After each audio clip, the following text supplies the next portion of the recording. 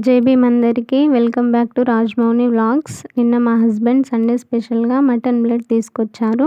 Mutton blood fry చేసేద్దాం రండి. ముందు బ్లడ్ని నీట్గా వాష్ చేయాలి. నెక్స్ట్ పన్నీర్ పీసెస్ లాగా కట్ చేసుకోవాలి.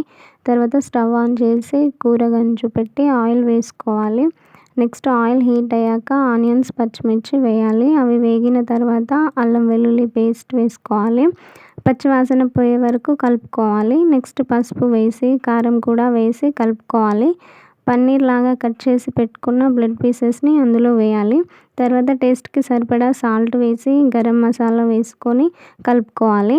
తర్వాత కాసేపు మగ్గనివ్వాలి. మధ్య మధ్యలో కలుపుకొని ఫ్రై అయ్యే వరకు ఉంచి ఫ్రై అయ్యాక స్టవ్ ఆఫ్ చేయాలి.